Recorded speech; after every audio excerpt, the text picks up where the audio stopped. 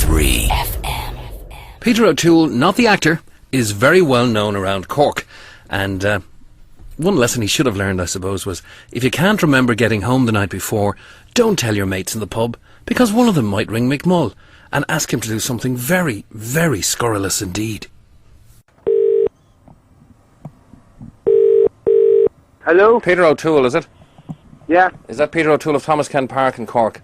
Yeah. Hello, Peter. Joseph Maxwell calling from the Taxi Federation of Ireland here in Dublin. We've had a complaint from one of our members about some conduct in an Aerocab's taxicab last night. Mr. Willie Wise. Do I have the right man? No, I'm not Willie Wise. I'm not Willie Wise at all. I know you're not Willie Wise. You're Peter O'Toole last time I checked. I say I have a complaint from a Mr. Willie Wise, who is a taxi driver with one of our affiliated taxi companies, Aerocabs. Right. You were in one of our affiliated cabs last night, driven by Mr. Willie Wise from Leitrim Street in Cork, is according to my records here, to Thomas Ken Park in Cork. Yeah. Right, okay. You are a regular customer of Aerocabs, I believe. I am. Yeah, okay. In the process, anyway, of our member delivering you to your abode, the cab was soiled, and the cab was defibrillated, if I can be so rude. What do you mean defibrillated? You had a crap in the taxi. Me? Absolutely. It's being fully valeted. The seats have had to be removed. It's had to be defumigated.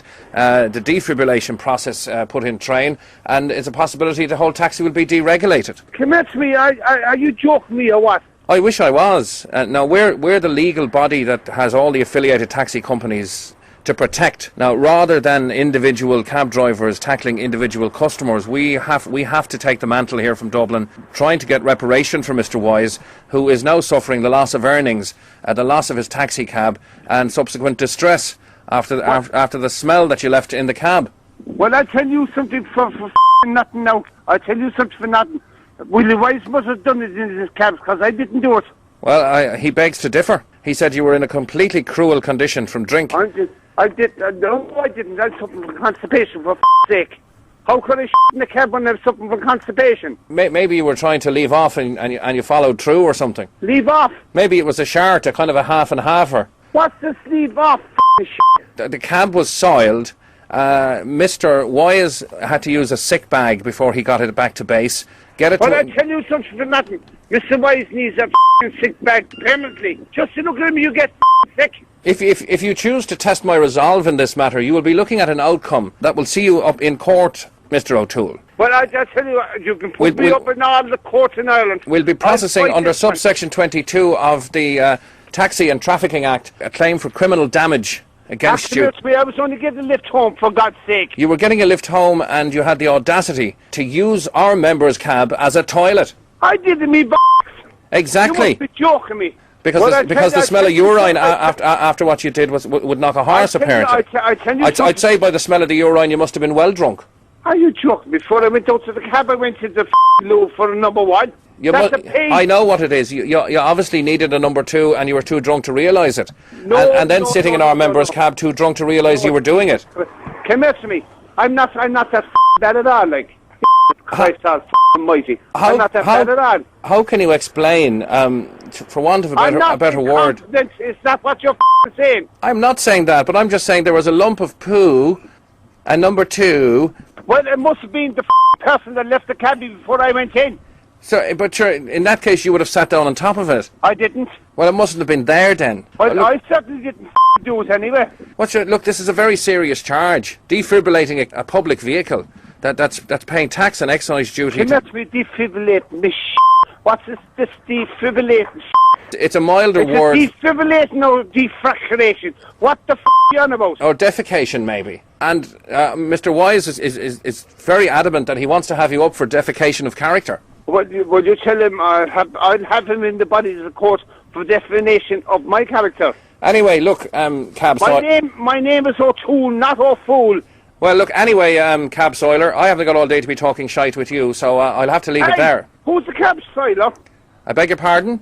Who's the Cab Soiler? The Cab Cider? No, cider? Maybe you were drinking cider. I wasn't drinking cider. You're a poo in his pants person, and I... Wait, who are you anyway? Perhaps somebody's fed you a laxative while you were doing all that drinking, did they? Me? Come here to me. This is ridiculous. I'm getting Mr.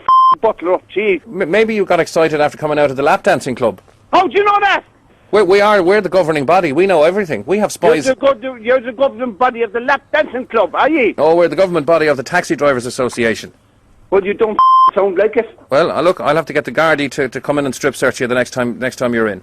Are you out of your brain or what? Do you know that we have you on street cameras, CCTV? Sure, you're a regular of all the lap dancing clubs. What's the CCTV, whatever they call it? CCTV, closed circuit television. Do you know what television is? Who's the imbecile? Who's a what? Who's the imbecile? You are the imbecile, as far as I'm concerned. And it's cheeky you to get onto my phone and accuse me of this It's unethical. I didn't did whatever you call nothing.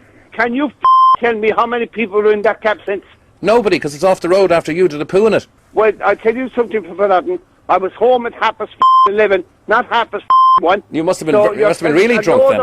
Lies. Are you calling me a liar? I am. You cab poo, are you? I'm calling you a liar because you are a liar. Poo in his pants. Poo in his pants. He's Mr. Poo in his pants. I'll give you poo now. Where are you ringing from? Poo in his pants. Poo in his pants. He's Mr. Poo in his pants. I'll give you a load of poo now if I get down to you. He's Mr. Poo in his pants. He poos all night when he comes from the dance. You're some tool. Oh, tool.